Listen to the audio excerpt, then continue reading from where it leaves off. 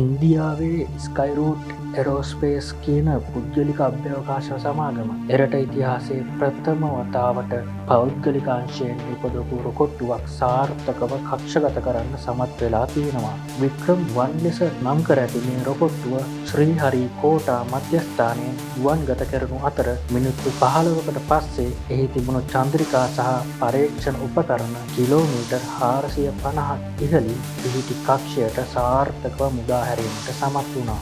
මේ සුවිශේෂී ජයග්‍රහණයක් එක්ක පෞද්ගලික අංශය හරහා අභ්‍යවකාශ කක්ෂගත කිරීමේ හැකියාව ලබාගත්තු ලෝකයේ තුන්වෙනි රට බවට ඉන්දියාව පත් වුණා. I think this is a historic moment, not just for Skyroot, for India and also entire global space sector. In the first attempt reaching orbit, I never thought it was possible, and Skyroot team made it possible. Big shout out to this phenomenal team which made it happen. 2018 වසරේදී ආරම්භ කරපු ස්කයිරූට් සමාගම මේ වසරේ මුලදී dollar බිලියනයක වටිනාකම ඉක්මවා ගිය ඉන්දියාවේ පළමු අභ්‍යවකාශ ක්ෂේත්‍රයේ සමාගම බවට පත් වුණා. මීට පෙර 2022 වසරේදී ඔවුන් උපකක්ෂීය පරීක්ෂණ රොකොට්ටුවක් සාර්ථකව අභ්‍යවකාශයට යවා තිබුණා. මීටර් 22ක් උස මේ අලුත් වික්‍රම් වන් රොකොට්ටුවේ විශේෂත්වය වෙන්නේ එහි එන්ජිම 3D printing තාක්ෂණයෙන් උපදවා තිබීමයි.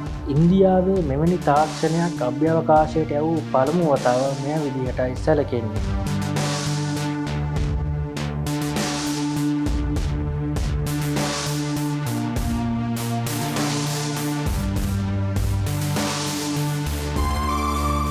ඉන්දියාවේ අභ්‍යවකාශ කටයුතු දශක ගණනාවක් තිස්සේ පාලනය කළේ එරට රජයේ ISRO ආයතනය විතරයි. හැබැයි 2020 වසරේදී ඉන්දීය රජය විසින් මේ ක්ෂේත්‍රය පෞද්ගලික ආයෝජන සඳහා විවෘත කරනු ලැබුවා. දැනට ඩොලර් බිලියන 8ක් වෙන ඉන්දියාවේ අභ්‍යවකාශ ආර්ථිකය 2033 වෙද්දී ඩොලර් බිලියන 44ක් දක්වා ඉහළ නැංවීමයි ඉන්දීය රජයේ ඉලක්කය වෙලා තියෙන්නේ. ඒලොන් මස්ක්ගේ SpaceX වැනි ඇමරිකානු සහ යුරෝපීය දැවැන්ත සමාගම් මගින් පාලනය වන ලෝක කුඩා චන්ද්‍රිකා වෙළඳපොළට ලොකු අභියෝගයක් එල්ල කරන්න මේ හරහා ඉන්දියාවට පුළුවන් වෙයි කියලා විශ්ලේෂකයන් විශ්වාස කරනවා. 3, 2, 1, 0.